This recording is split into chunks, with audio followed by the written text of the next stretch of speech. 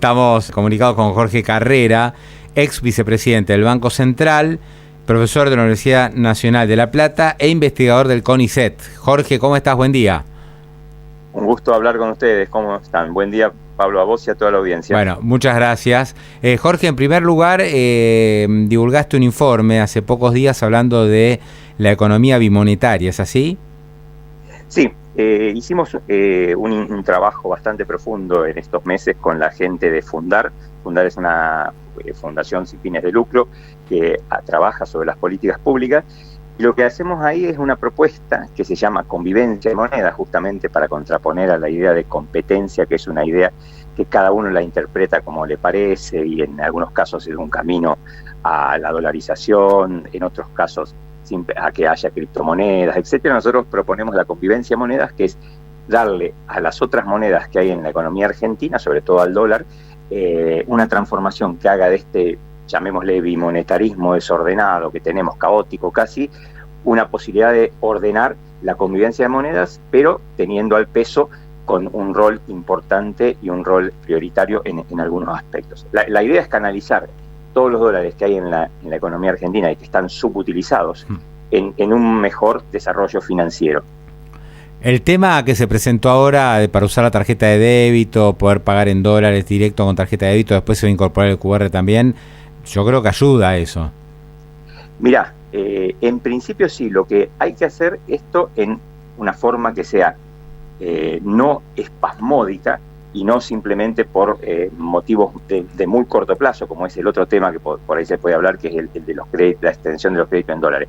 En el caso de el pago en dólares, el problema que tiene, que yo lo he marcado en Twitter un par de veces, es que no está bien definido el aspecto tributario de eso. Entonces, cuando hay una brecha, no quiero ser muy técnico, pero lo pueden leer ahí, ¿no? Cuando hay una brecha cambiaria, el uso de dólares y poner el precio en dólares puede llevar a que en realidad termines tributando mucho menos IVA, mucho menos débitos y créditos. Porque se toma el tipo de cambio oficial. Claro, porque en eso es exactamente, esa es la clave, que para el impuesto se toma el tipo de cambio oficial, pero obviamente el comerciante va a tomar el tipo de cambio del mercado financiero. ¿Cómo se subsana eso? Ayer en una charla que tuve con una empresa se habló del tema y me dijeron, ¿qué va a pasar con esa facturación en dólares? Porque, digamos, voy a comprarme eso en una heladera. Suponete sale $700, ¿no? Me dice, no, puedes pagar en dólares. Está bien, listo, tengo dólares en la cuenta, transfiero los $700, entran $700 en la cuenta de la casa de electrodomésticos, listo, se hizo todo en dólares. Pero después los impuestos se pagan en pesos. Exactamente, porque además no hay la norma esta de poner los precios en dólares, que es un error que no cometieron ni Perú ni Uruguay, que son dos de los casos exitosos que nosotros estudiamos al detalle, pero muy al detalle, ¿no? El problema es ese, que a vos te va a facturar en dólares al dólar que representa el equivalente en el tipo de cambio oficial, porque además tenés una serie de hasta ventajas legítimas, como que si vos querés vender los dólares y él quiere comprar, se apropian de la brecha de la casa de cambio, etcétera. Pero a vos te va a poner el precio en dólares correspondiente al CCL o al MEP y va a pagar ese precio multiplicado por el tipo de cambio oficial. Lógico. Entonces hay una pérdida importante de recaudación. No, me gané el 15% de ahí. Exactamente. Lógico. Y lo paradójico es que cuanto más grande es la brecha, más IVA pierde el gobierno. Entonces es un incentivo a usar los dólares, pero es muy costoso ese incentivo. Ahí lo que tendría que hacer la FIP, que aparentemente hasta ahora no ha hecho nada y no ha contestado esto, es volver a que toda la factura o todos los pagos se hacen sobre el precio en pesos y el IVA se calcula sobre el precio en pesos. Que el pago en dólares sea simplemente un arreglo entre las partes. Eso todavía no está como resuelto, ¿no? O sea, si pago... Yo no lo he podido ver. Yo he buscado en las resoluciones de la FIP y aparentemente la única resolución es que ahora a vos te aparece la posibilidad dice factura en dólares, si mirás cuando haces el monotributo, etcétera, ahora aparece un nuevo tilde, pero eso te lleva a pagar los impuestos multiplicados por el tipo de yo cambio si soy un comercio que me están dejando cobrar en dólares y yo recibo dólares y facturo en dólares, que está la posibilidad de facturar en dólares. Entiendo que está, ¿no, Jorge? La posibilidad de facturar en dólares. Sí, ahora incluso a todos le aparece ahora el tilde para facturar en dólares. Y bueno, cuando... O sea, cobrar en dólares y facturarlo en dólares, y sí, yo me tiro de cabeza porque sé que pago menos impuestos. Claro, exactamente. Ahí es un problema importante, incluso para una cosa tan central para el gobierno como es el superávit fiscal, ¿no? Lo van a terminar corrigiendo, de alguna forma lo van a tener que corregir. Yo creo que lo van a terminar corrigiendo, pero eso es la idea de no hacer, por eso nuestro proyecto es integral y mira sobre todo dónde cuidar los dólares de una forma distinta. Nosotros decimos, bueno, la forma de intermediar el ahorro en la inversión tiene dos canales muy distintos. Uno el sistema bancario y otro el sistema del mercado de capitales.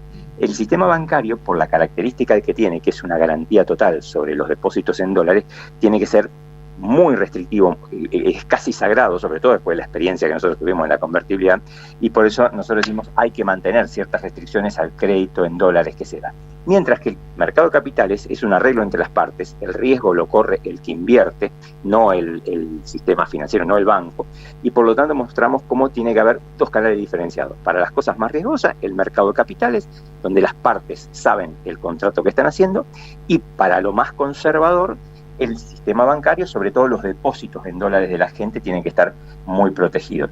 Esta medida que se hizo ahora de que si es una ON de los bancos se puede prestar a cualquier tipo de préstamo en pesos, es en principio... No, en dólares. En dólares, perdón. Sí. Vista así, parece correcta porque decís, qué lindo, está la separación en el pasivo, esto viene de las ON, no viene de los depósitos, claro. Lo usamos para lo que querés. Pero vos sabés que la realidad no es así en un sistema financiero y en un banco. Cuando vos tenés prestada una parte importante de esa plata en tu activo a préstamos que se te empiezan a complicar porque hay una devaluación o porque no pasaron el stress test que habría que hacerle, que es obligatorio en la normativa de dólares, para ver si resisten un cierto cambio en el tipo de cambio, eso te contagia todo el activo, y lo peor es que te contagia el comportamiento del pasivo. Es decir, es posible que tengas, que si los depositantes ven que hay una alta morosidad o hay problemas en ese banco, intentan retirar los depósitos y ahí tenés el problema de comunicación. Claro, ahora hay bancos, no los voy a nombrar porque no viene el caso, pero hay un banco, por ejemplo, que lanzó su primera obligación negociable en dólares, nunca lo había hecho. Entonces ahora se va a financiar con los dos, o sea, ellos sacan una ON que se compra con dólar MEP. Entonces es medio raro eso. Porque son los depósitos en pesos. Son depósitos en pesos de la gente que terminan comprando dólares y con esos dólares me compro una obligación negociable. Entonces son como pesos que salen del sistema para comprar dólares que están en el banco, pero ese depósito lo termino transformando en dólar MEP y después me compro un ON. Y ese banco lo presta como dólares. Como dólares. Por ejemplo, alguien que quiere un préstamo hipotecario... no sé si esa... esa es una de las posibilidades que se están tratando, es dar crédito hipotecario en dólares o crédito al consumo en dólares. Sí. Yo creo que eso es una situación muy peligrosa. Se puede poner muy sensible, sobre todo si se abusa del préstamo en dólares a sectores que están muy desconectados en sus precios de la variación abrupta del dólar, ¿no? Ahí hay que ser muy cuidadoso en cuánto va a estar en el activo del banco la proporción de esos créditos, ponerles categorías de riesgo y pedidos de capital distintos, costos distintos. De lo contrario, el problema puede ponerse muy complicado, y la única virtud, una de las pocas virtudes macro que hemos tenido de la convertibilidad hasta ahora, es que hemos pasado varias crisis cambiarias y nunca esa crisis cambiaria se ha convertido en una crisis financiera, nunca hemos tenido problemas con los bancos, la gente ha retirado los depósitos. Entonces, mantengamos eso, porque no hay cosa más catastrófica que una crisis cambiaria se convierta en crisis financiera, como demostró la convertibilidad. Las crisis cambiarias pueden pasar, duran unos meses, generan inflación, etcétera, pero cuando la crisis cambiaria se convierte en crisis financiera, y esto ya la gente parece haberlo olvidado, es una catástrofe, porque siempre tenés que salir a pagar un costo, porque tenés que de alguna forma salvar el sistema financiero, porque no es un mercado cualquiera, y eso es tremendo en términos de costo, como vivimos entre el 99 y el 2000. Bueno, por otra parte, digamos, si un banco no puede pagar una obligación negociable en dólares, es difícil que no le contagie a los depósitos. O sea, yo soy ahorrista del banco y dice, este banco no pudo pagar una obligación negociable porque prestó mal los dólares. ¿Qué hago? ¿Me voy a rajar a buscar los depósitos en dólares? No voy a esperar. Y además, Pablo, si vos sabés que el 40% de la cartera en dólares que tiene ese banco de préstamos está prestado a gente que pasa una devaluación del 40, del 50%, y no lo resiste porque hasta que los precios se acomoden en 1 año y medio, 2 años, no puede pagarlo, eso se contagia también a los depositantes. Entonces, ese es el problema más grave. Y el otro problema es no generar rápidamente argentodólares. La convertibilidad tenía la magia, por el efecto del multiplicador, de que obviamente a vos te prestaban 100 millones de dólares, eso se depositaba como dólares, se sacaba un encaje de 10 millones, ponele, y 90 ya estaban de vuelta dispuestos para prestar. Y esos 90 se depositaban, y entonces ahora tenías 90 menos el 10% disponible para prestar, y así el efecto multiplicador que de un préstamo en dólares terminaba creando muchos argendólares. Pero esos argendólares son depósitos que después, cuando alguien los va a buscar, obviamente que no están esas reservas en el Banco Central. Recordemos que el prestamista de última instancia, cuando hay tanto préstamo en dólares, es el Banco Central, pero no puede emitir dólares, tiene que usar las reservas. Y nosotros en este momento, para colmo, tenemos reservas netas negativas por 9.000. Propuesta, si la leen, yo les pido que la lean porque está muy seria, la hemos hecho a mucha conciencia. Lo que dice es, está muy bien, hay que aprovechar los dólares que tiene la economía argentina. Lo que dice es, hagámoslo gradualmente, evitando la creación excesiva de argendólares, dándole los préstamos a quien está relativamente cubierto. Tramitemos por vía del mercado de capitales todo lo que sea más riesgoso, porque total, el mercado de capitales, si tu valor cae, no hay problema. Y protejamos los depósitos en dólares, que son más sagrados porque son del público más averso al riesgo, y por lo tanto es el que tenemos que tener más cuidado. Por eso hacemos esta clara diferenciación de los dos grandes canales para tramitar la inversión. Yo creo que tomado en ese contexto, vamos a poder explotar todos los dólares que tiene la economía, que claramente están subutilizados, pero hay que hacerlo gradualmente y poniendo ciertos recaudos en el eslabón más débil, que es el sistema bancario. Está bueno, bien. Estamos hablando con Jorge Carrera, que fuera vicepresidente también del Banco Central, actualmente es profesor de la Universidad de La Plata, investiga en el CONICET. Jorge, estamos con la cuestión de las reservas, que ustedes en el gobierno anterior lo han sufrido esto, ¿no? De hecho, bueno, han dejado reservas netas negativas por más de 10.000 millones de dólares en la gestión con PESE. Lo hemos charlado eso en su momento, estuvo el tema de la sequía, había que intervenir en el mercado. Bueno, hay un montón de situaciones que llevaron a dejar al Banco Central muy escuálido. Y la verdad que está... salida, déjame decirte, siempre se dice la sequía, es cierto, la pandemia también es cierto. Una cosa que muchas veces se olvida en términos del récord, el otro día lo vi justo en una consultora que tomó los datos del INDEC, que no tenemos prácticamente ningún tipo de exposición a fondos externos. Bueno, también en ese momento dimos salida a casi 11.000 millones de dólares que estaban en pesos, que habían quedado de la herencia de Caputo y de Hernán Lacunza.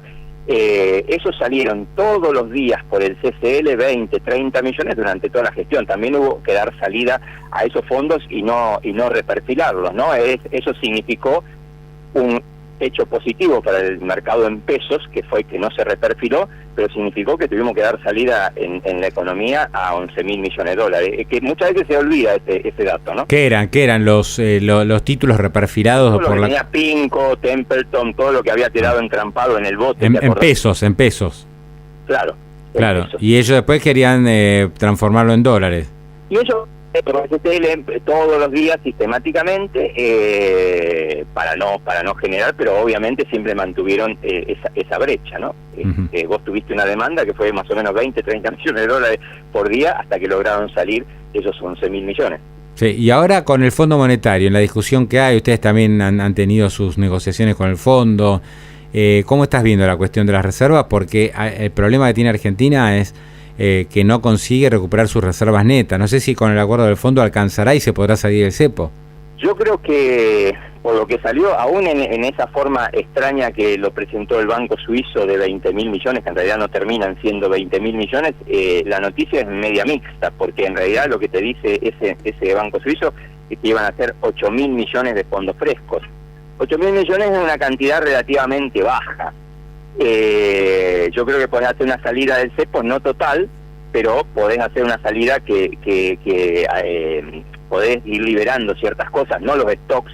Yo creo que los stocks hay que trabajarlo con Bopreal o con alguna cosa, pero sí los flujos, que es lo que ponemos en este informe con Fundar también, de cómo salir del cepo. Pero me da la sensación de que por algo no nos quiere mostrar la letra chica y sería interesante saber cómo es esa letra chica y si la letra chica va a ser toda pública o va a haber alguna parte... Bueno, todavía no conocemos ni la letra chica, ni la grande, ni la mediana, ¿eh? Hasta ahora no hay nada. Sí, no, es cierto, tenés razón. Porque de la grande, la gran pregunta es, ¿va a dar el Fondo Monetario 8.000 millones?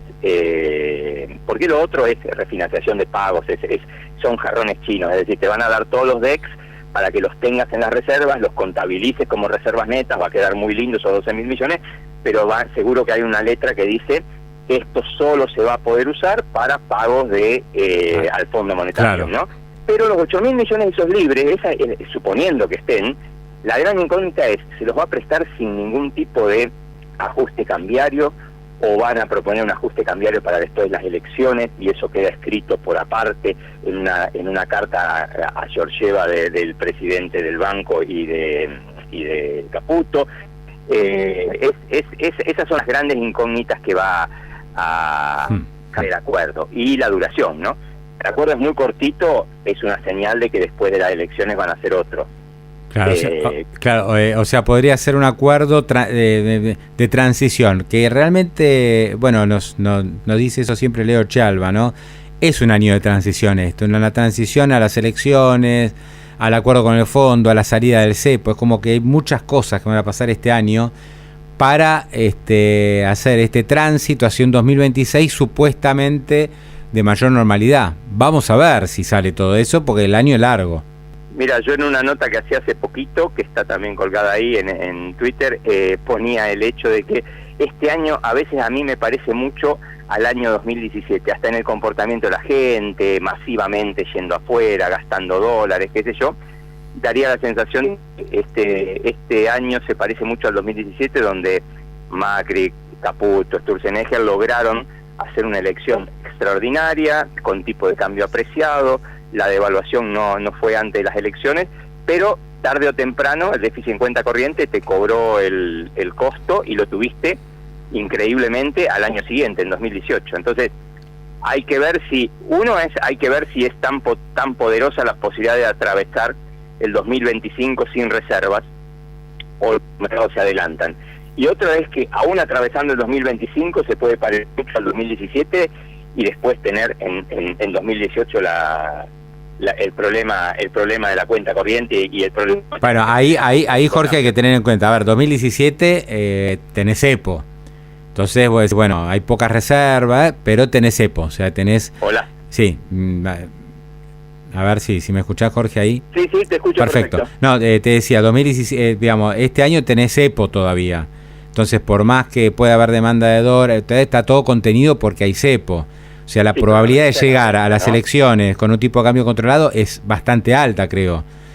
Sí, con el tipo de cambio controlado, pero si la brecha se te abre mucho porque el mercado empieza a contar que va a haber una devaluación y entonces empiezan a salir del carry trade y empezás a pensar de que el dólar en el mercado financiero está barato, yo creo que la brecha es muy importante incluso para las cuestiones inflacionarias, Jorge, vos cuando decís me hace acordar al 2017, que es cierto, porque el 2017 tuvo un año de crecimiento, de mejora de salario en dólares, de un tipo de cambio controlado, claro, que estaba apreciado, controlado y apreciado, sin cepo en aquel momento. Sin cepo y con reservas que nosotros creíamos, yo no lo creía tanto, pero la gente creía, ¿te acordás que eran 60.000? Claro, hay muchas reservas. Claro, estaban vaqueadas en Levaca 30. Exacto, correcto. Pero no éramos tan conscientes de ese problema. Por eso, pero digo, es cierto que tiene muchos puntos de contacto y es probable que a partir de esos puntos de contacto el gobierno pueda ganar las elecciones como las ganó en 2017. La gran pregunta, obviamente que me la dejás picando, es si 2026 puede tener algún punto de contacto con el 2018. Esperemos que no. Esperemos que no, pero algunas condiciones como el déficit en cuenta corriente y tener que corregirlo ante una pequeña eventualidad, porque no nos vamos a creer que la conferencia del 28D fue el que determinó el colapso del régimen de Macri, porque eso no es cierto. Lo que pasó ahí es que empezaron a explorar las inconsistencias, subió un poquito la tasa, Caputo, ¿se acuerdan? Dijo que tenía resuelto todo el año 2018 y no era cierto. O sea, las debilidades de cuenta corriente yo creo que tarde o temprano se pagan.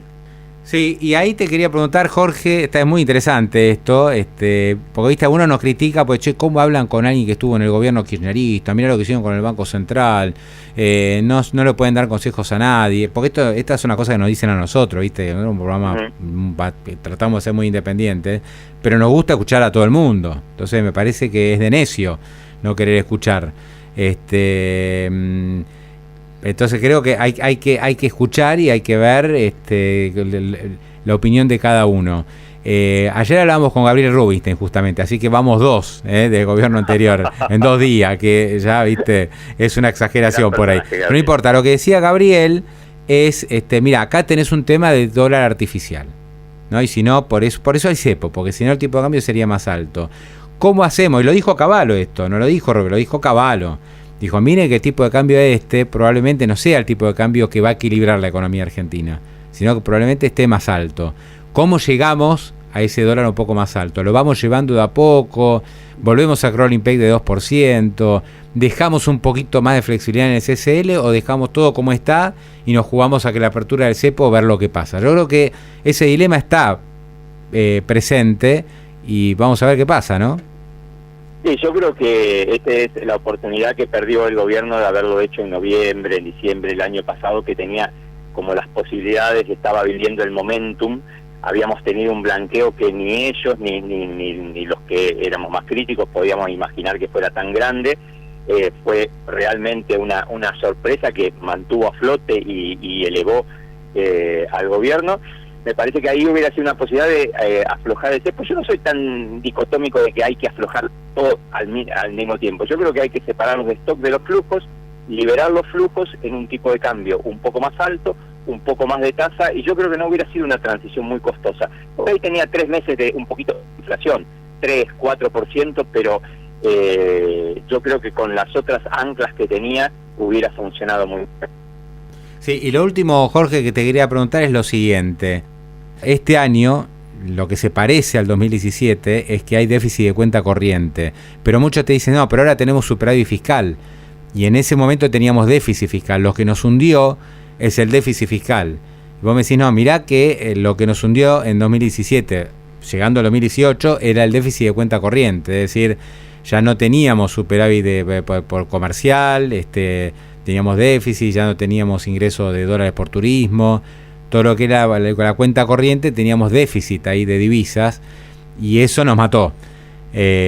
¿Vos cómo lo ves? Porque por ahí el superávit fiscal, digamos, te borra o te solapa ese inconveniente.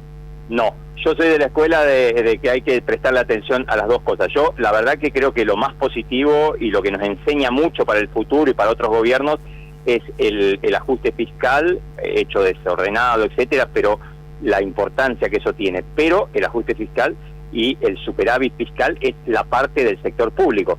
La cuenta corriente tiene del otro lado el comportamiento del sector privado. Entonces vos ahora estás teniendo un comportamiento del sector privado que está siendo demasiado deficitario y genera ese déficit en la cuenta corriente. Vos vas a tener que corregirlo y eso se corrige con los mecanismos de precios, es decir, con el tipo de cambio. O sea que no podés hacer solo con el superávit fiscal que capture todo ese excedente. Entonces está muy bien y la verdad que es mucho mejor que en 2017, pero es insuficiente pedirle como ancla al superávit fiscal que haga todo el trabajo. Ya, digamos, posiblemente lo que uno puede estimar o esperar o desear tal vez es que el salto cambiario, si es que ocurre, no se tenga la magnitud que hubo en 2018. Yo creo que no estamos en ese lugar. No, yo creo que no. De hecho, vos viste que hasta un banco de América, digamos, es muy importante, ha hecho estimaciones. Yo creo que por ahí se quedan cortos, pero son números muy manejables, y además no tenés del otro lado una oposición salvaje como la del presidente candidato Milei, que decía cualquier barbaridad, 3.000, 3.500, 8.000 para dolarizar. Entonces, dado que del lado de la oposición no hay ni siquiera esas propuestas, me parece que podría ser cualquier ajuste mucho más razonable. Vos decís que los 1.400 pesos que dijo Bank of America, que podría tener un tipo de cambio nuevo, de equilibrio en Argentina, vos lo ves un poquito bajo todavía. Un poquito bajo. Pero lo que pasa es que una cosa sí y te dejo lo último de mi experiencia de vida. Yo me acuerdo charlar con Remes en octubre de 2001, porque él fue mi maestro, mi profesor, qué sé yo, y yo era ayudante de él en la facu y además colaboraba con él, ¿no? Charlando de si 1.40 era un buen tipo de cambio respecto a 1. Cuando las cosas no se hacen y era un buen tipo de cambio cuando hacíamos los cálculos de tipo de cambio real de equilibrio, etcétera, en vez de $1, $1, $1.40 parecía razonable, una devaluación del 40%, veníamos de una deflación de 15 puntos en 3 años. Ahora, cuando después las cosas se hacen tarde y desordenadamente, terminamos en un tipo de cambio de 4, después bajó. Pero eso es lo que yo me quiero dejar como mensaje. Hay que hacer las cosas más temprano que tarde, porque después un ajuste de 20, 30% termina siendo desordenado. Claro, o sea, si lo haces, tu tesis o tu sugerencia es, si tenemos que hacer algo desde el punto de vista cambiario, hagámoslo ordenadamente, vayamos llevando ese tipo de cambio y no permitamos o no dejemos que el mercado lo haga en forma desordenada. Eso es tu postura. El gobierno dice, no, este tipo de cambio está perfecto, incluso tendría que ser más bajo si lo dejamos. Pero bueno, digamos, esas son opiniones al final. Sí, son opiniones, pero la cuenta corriente, el del turismo, el saldo de las compras, de las importaciones, te va a ir mostrando todo el tiempo, y el empleo en la industria te va a ir mostrando todo el tiempo de que hay un problema cambiario. Jorge, gran abrazo, disculpame los problemas técnicos que hubo ahí con la charla, pero creo que la pudimos llevar adelante. Abrazo, gracias. Siempre es un lujo charlar con vos, abrazo grande. Hasta luego, ahí estaba Jorge Carrera, ex vicepresidente del Banco. Pablo y a la bolsa, para lucirse en su próxima reunión de negocios.